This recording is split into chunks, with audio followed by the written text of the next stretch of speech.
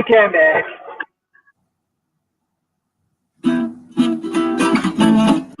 TJ Matthew, how are you? Pretty good.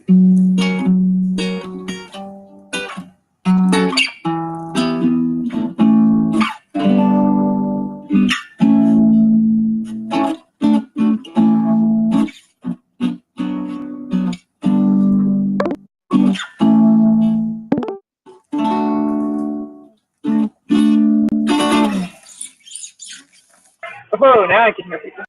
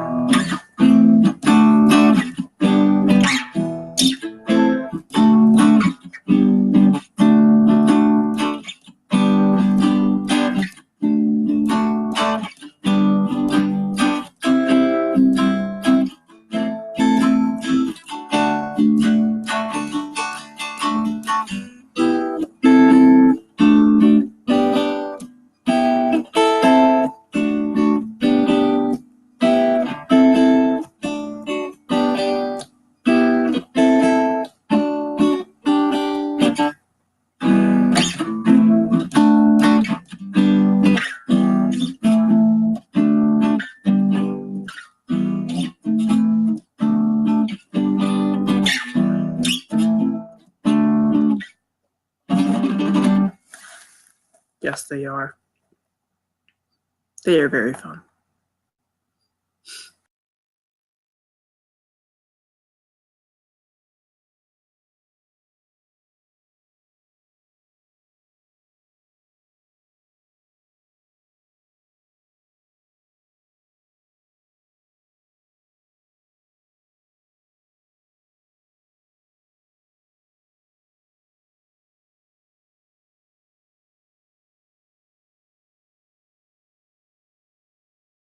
A mystery ammo box is, I don't know. I don't really like mystery ammo that much.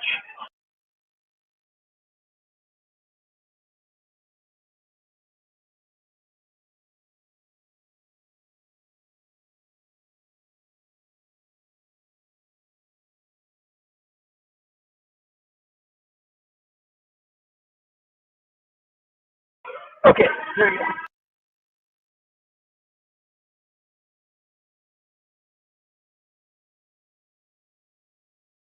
They are definitely cool boxes.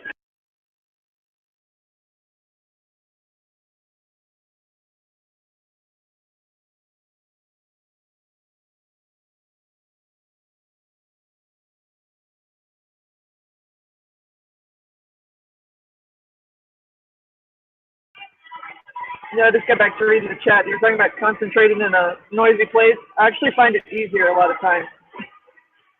That's why I came here. Literally, is so that I would sit down and concentrate and finish my work. So I'm like, all right, I'll go to town where there's nothing to do and it's noisy, and I'll sit here until it's done. See, I don't like to do work in my house just because like I'll be super lazy and stuff, but I do like to find like a quiet space. Like I find noises like really affect me like emotionally. For example, if it's like a loud noise, like a power drill or like a saw, obviously that's not happening there. But like it makes me irrationally angry. I just like start going, ah! Yeah, like an annoying intermittent noise or something would be annoying. It depends on what I'm doing. If I'm like brainstorming, then I like to have a quiet place. Like if I need to think and I'm working on planning and kind of figuring out what's up, I think I prefer a quiet place. But when I'm actually like getting stuff done, like I'm like, all right, I need to go write 3 chapters on this book, or I need to go finish this paper. That sort of stuff I do way better in like a Like environment. task-oriented stuff, you just like to be in an environment where stuff's happening. Yeah, something. I don't know. It's like there's nowhere to go, and it's just, I don't know. It focuses my brain in or something. Yeah, I guess to an extent when it's just like people talking and stuff and regular hustle and bustle, it kind of just becomes white noise to an extent. Yeah, it's almost like it feels like it kind of, I don't know, I'd almost describe it as a kind of, it's almost like a cocoon around my, focus or something. Like there's some pressure outside coming in, so. I don't know, I got one of my best like fiction writing sessions one time. I went to the coffee shop and I didn't know it, but they were going to have some sort of like local rock band like do a set for the next 3 hours, like right after I got there. And so I sat there with this like, literally you couldn't even talk to anybody else in this tiny little coffee shop. And I got so much writing done.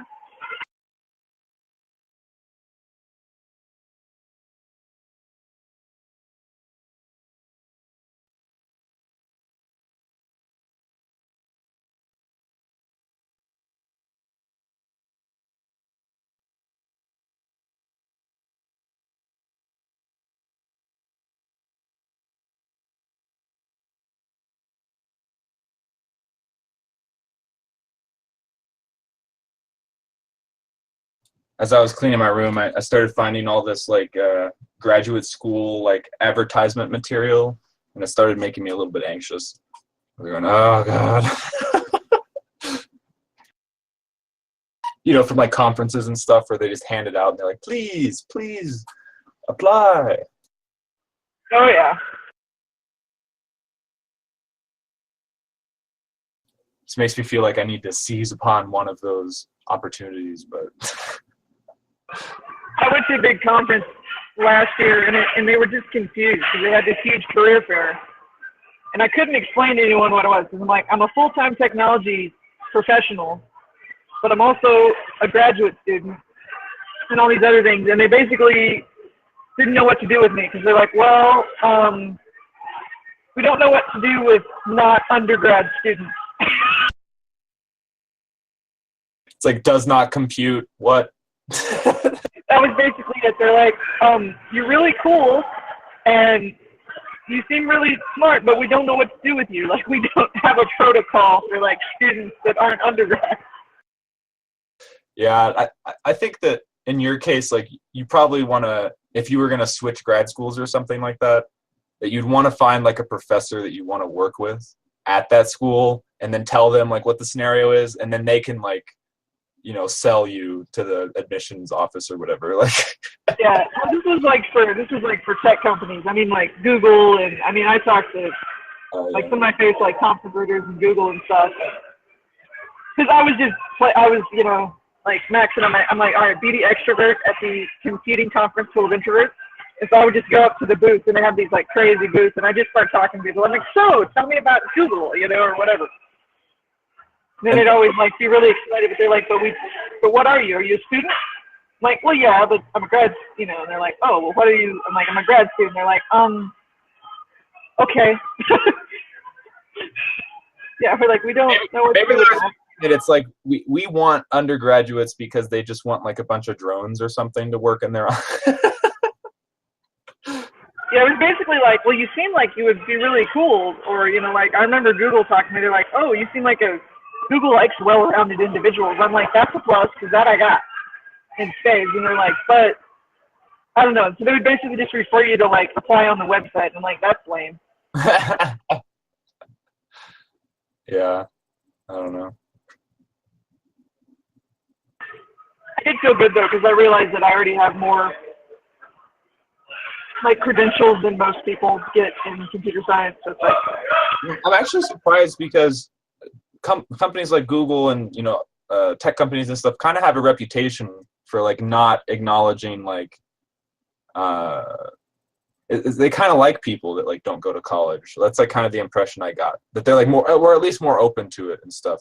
So maybe there was an element of that. It's like, oh, you've been tainted. no, I think it's just an element of the people they send out to like run the booth at a big conference are not the people I need to talk to. Which right. They're just like PR people, kind of like just. They're like HR people, you know, or whatever. They're recruiters. You know, it's like, okay, you're like, I don't know, I don't have any actual authority. Yeah. So it gets me. It's like, I do really well if I can find somebody to talk to of importance. And pretty much anybody that ever talks to me is like convinced that I'm amazing, but it works way better in person. Like, you're just like, I just need to talk to people. Don't make me send in stuff on the internet. Whenever our university sends out people to those booths and stuff, it's not like an HR person. It's just like an unlucky professor that was selected to like go. But that was for a math conference, so that might be more, you know, specialized or something. Yeah, and I mean, they had university booths there too. Because I like went to the Georgia Tech one, had a couple of professors that came, and yeah. I don't know, they had the coolest booth, and I was already going to that school, so I was like, all right. But yeah, no, it was really interesting to just see what was out there, but I found that even having, you know, gone to grad school, I'm like, now I'm even more confusing. It's like, what am I? How do I tell people what I am? I know, you're like, so whatever, I can do it all, but I don't have a normal trajectory. Like, nothing in my, you know, so far career / academia or anything is a normal trajectory. So just I found these bubbles, but I don't think they're gonna work. Oh, they did! That was a great image, Dan. Look on your face. The hole is so tiny that it's like really hard to blow into it. Speaking of finding things, I found this distortion pedal, and I don't know if it works. Test it out. That's a pretty awesome thing to find. Yeah, I don't have any. I could find a random distortion pedal and be like, I didn't know this existed. I don't know if it had, I don't know if we have any batteries though. So.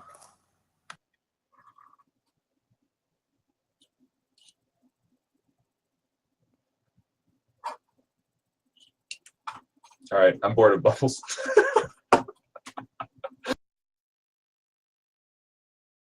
a few seconds of entertainment is still to be treasured, to be valued.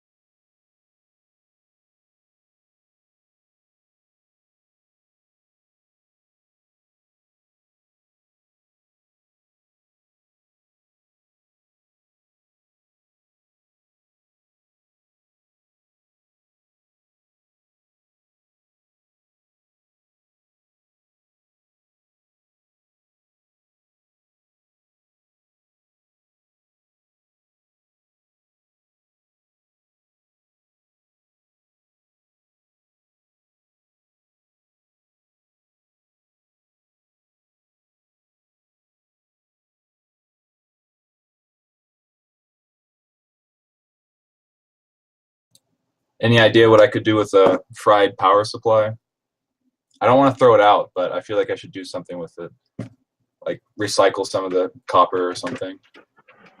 I don't know. I would totally start taking it apart and be like, well, that cable, that cord could be useful, or that piece is shiny, or. Yeah, this seems like the kind of thing that maybe I'll just donate it to the physics department and just Forge it into a weapon. It would make a pretty good mace. I could just hold the end of this and then just like. I want to see that episode of of CSI where it was like, so I believe they were bashed butt trauma via power supply.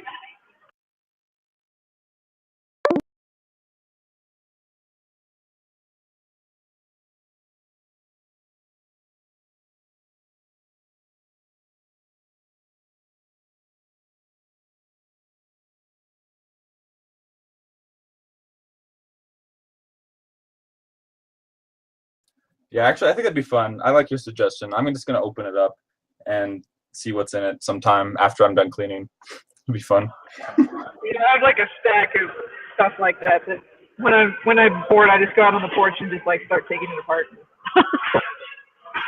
like a true mechanic or engineer. I just have it's like I know there's pieces in here. I can't throw this away in like the whole thing. Like old monitors. I have like so many old monitors. The big giant ones. And like there's cool things about those. And I'm like, I have a bunch on my porch I need to take apart. I always feel bad about those getting rid of like projection TVs and monitors and stuff because they have all this valuable europium in there. But it's like I don't have the facilities to like properly recycle that. But it would be so valuable if I could just, collect all the europium, or something. Right. Or like the electron beam in the back of some of those televisions could be potentially really useful for something. I like the phrase potentially very useful for something because I basically live my life by that phrase. To the chagrin of people with more organized mentalities. Right.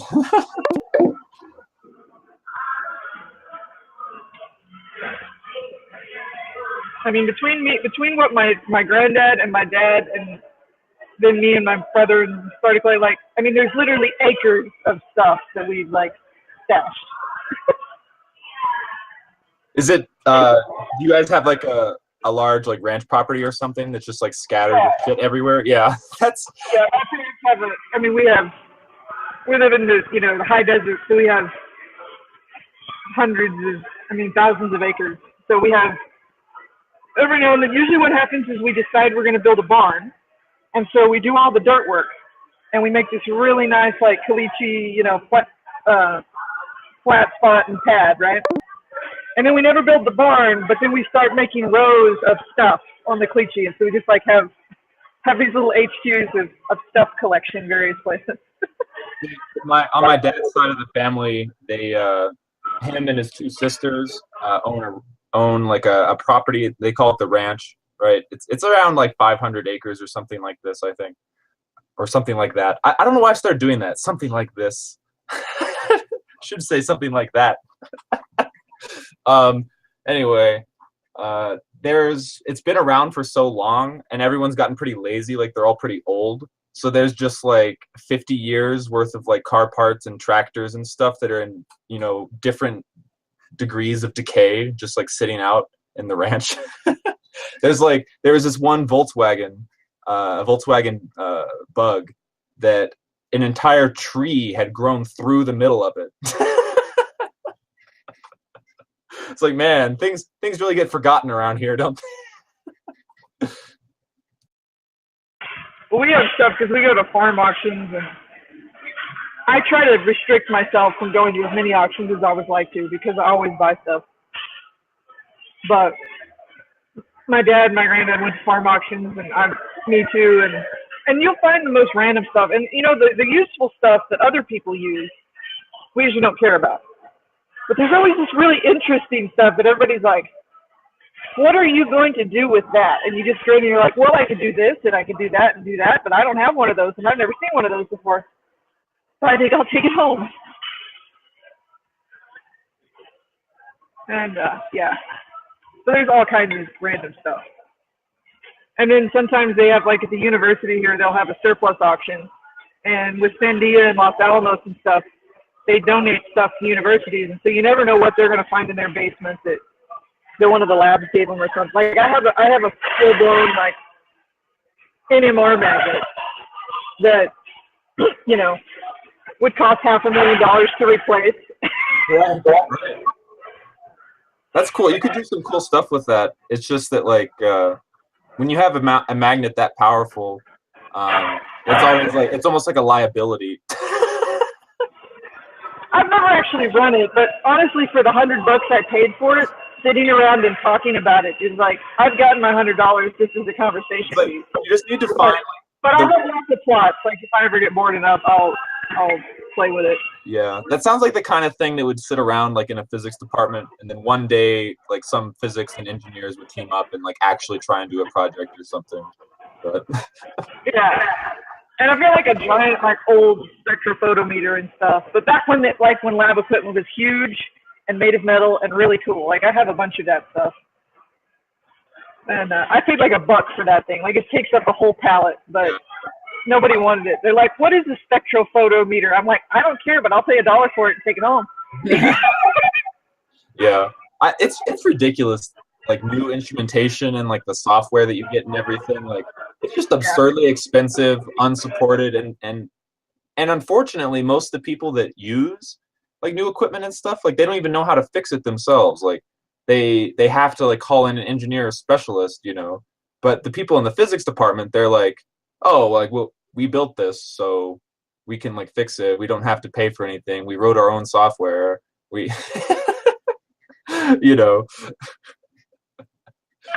Yeah. I just love weird stuff. Like chemistry department is especially bad about all their instrumentation. It's like as far as they're concerned, it does some magic and gives them a spectra, and then they analyze the spectra. Right. Yeah, there was apparently like some sort of accelerator in the basement. I heard from one of my friends, but I don't know. It somehow didn't make it to the auction, and I'm really sad. because back in like the 60s, there was the physics department at this university was like blowing and going and a really big deal. Oh, So there was all kinds of cool stuff in the basement that somehow I didn't get to buy, which I'm kind of sad about. maybe I'm thinking maybe you could make some kind of weird makeshift linear accelerator using the NMR magnet and like an electron beam from like an old TV or something, and like some PVC. I was gonna say there's no telling. I think you'd need more magnets though, probably. Yeah, I don't know. I've played around with it. Like there's so many things that you can do with it, and honestly, just the material in it is worth so much money. Like it's amazing, materials. But like I said, I think I'm just getting right now. It's just like it's in the barn, and sometimes I go sit on top of it. And you're like, this is my really cool chair. But all this scientific equipment that we're talking about has like really valuable rare earth metals and stuff in it, so that there's like like it has inherent value even if it doesn't work. Exactly. Yeah. But now I've got some fun stuff. I kind of have a weird thing. I kind of started collecting vacuum pumps. So I have like 3 of those. Vacuum pump? Yeah. No. I was always gonna play around and I wanted to build an electron engine model, and to mess with it a lot, you really needed to operate it in a vacuum, so you're not encountering stray atmosphere and stuff. And so I started collecting vacuum pumps when I was younger to do that. I still haven't built that, but maybe someday I will. I'll come back around. Stupid having to have a job and all this other stuff that takes up my time. Yeah, I don't know why for some reason when you mentioned vacuum pumps, it made me think of these raised aquariums where they basically like create negative pressure and then like seal it up with using a pump, and then you have like a raised bit of like an aquarium or something, or you could put like a box like on a pond, and so you could like see the fish swim up in it and stuff.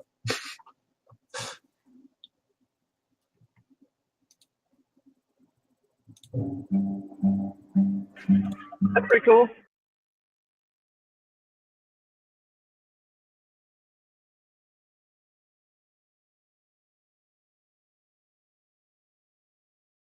Yeah, like the cool ones are when someone does like a larger one of those, like in their koi pond or something. And so then you can like see the fish without, having to look through the surface of the water and all that.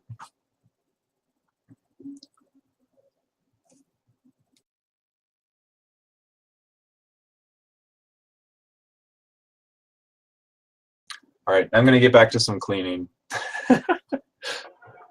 Okay, I'm gonna finish eating my spicy French fries. Oh, actually, I'm hungry.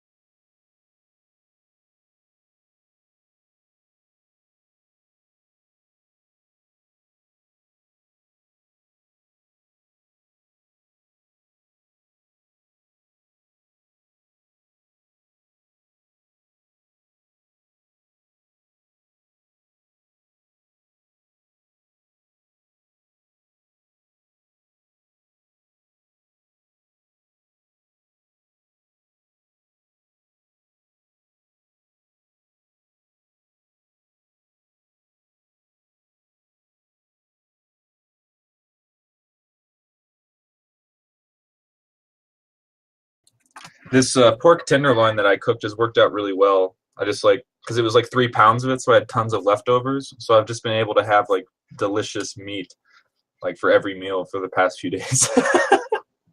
That's pretty convenient. Yeah, I like when I do that. I think I'll do a roast in like a crock pot, and then I'll take the roast out, and then I have a bunch of meat, and then I'll do it like I'll simmer like an onion soup for a day or so in the au juice, and that so then I end up with two things, and I can eat for a while.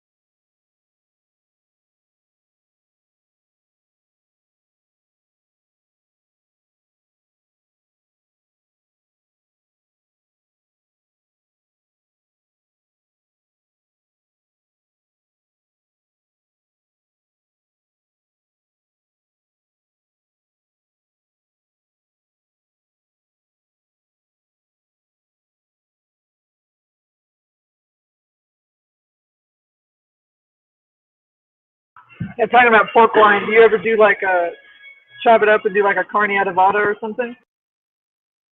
Honestly, like this is the first time I've really cooked a pork loin, and I just did it. I just did it in the oven, like put it up at like 500 degrees, and cooked it for like 5.5 minutes per pound, and then just left the oven closed and for like an hour so that it would, you know, fully cook or whatever. I've never done much else with it. Yeah, I just like that's always such a good dish. Like it's just more or less, cubed up pork loin. And I mean, if it's already cooked, you could do it that way too. But and then a red chili sauce. Are you in Colorado, right? Yeah. Okay, yeah. I So also these words like red chili aren't like probably mysterious to you. I live in an area. There's lots of feedlots and stuff around, but they're all like corporate, so like they don't sell any of their stuff like super locally. But I'm sure that someone around here has some like local beef that would be like, nice and fresh and or stuff like that. But I haven't like found it. Like I need to go to the farmer's market or something, I guess.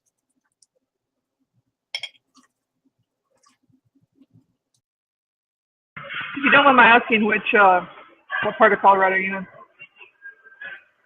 I'm like near Greeley. So I go to school in Greeley, and it's that's north of Denver. It's like kind of near Fort Collins, kind of area if you know Colorado. Yeah, I know some people up there. Which school is it? University of Northern Colorado. Okay, I haven't been to that one. Spent a week at the School of Mines once, and I know a couple of people that work at one of the ones in Denver proper. Yeah, School of Mines is really good research school here in Colorado. Like excellent research school. I just remember I went there for a Taekwondo camp for a week, and it was like, I just remember the food was really bad in the cafeteria, and there was a lot of walking up and down, and I was tired of it.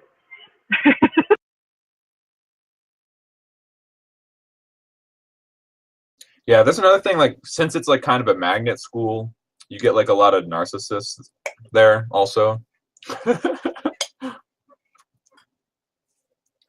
But it's somewhat deserved, I suppose. Right. Yeah, I know at least one person that I think is going there right now. But yeah, I'm usually up in Denver once or twice a year for a Taekwondo event or something. Yeah, my research partner went there. He's definitely not a narcissist, but he went there just because like he wanted to. He's interested in doing like synthetic biology, and apparently they had the resources there for him to do that.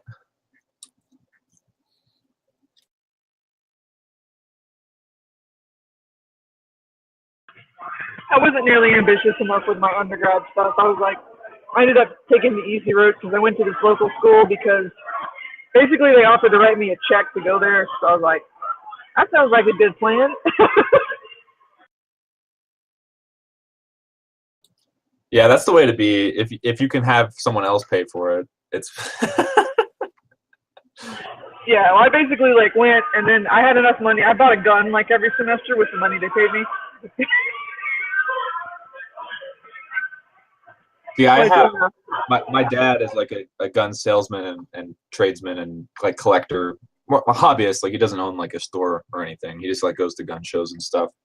So like I never feel the need to like buy any guns or anything because I know that I could just like I'd just be like, hey dad, can I have one of those guns? Like yeah, sure.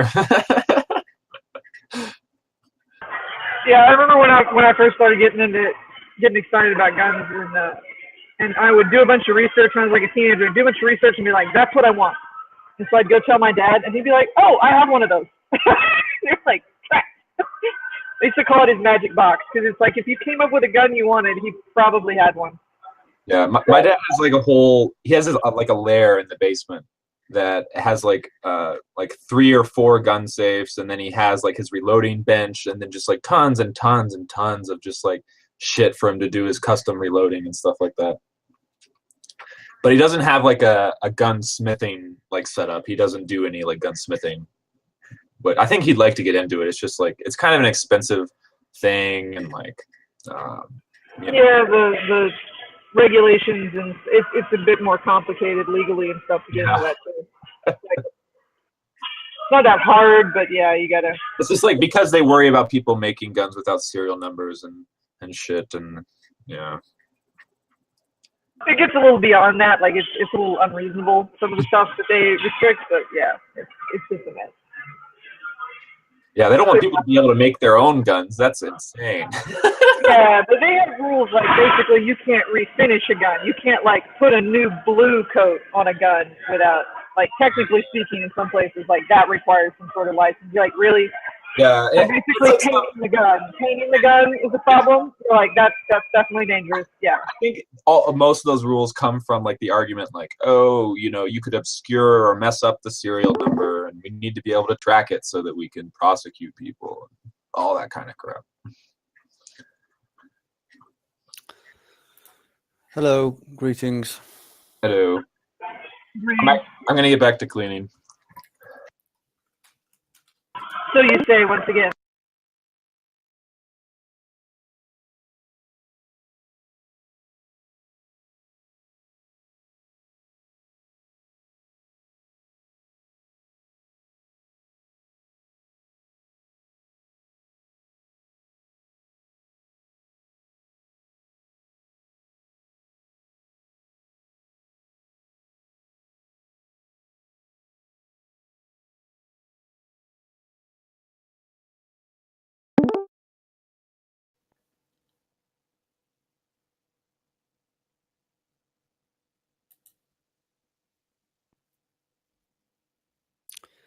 Fuck. Elsie just went out of her way to do a body language analysis for me, and I just fucking lost it. Shit.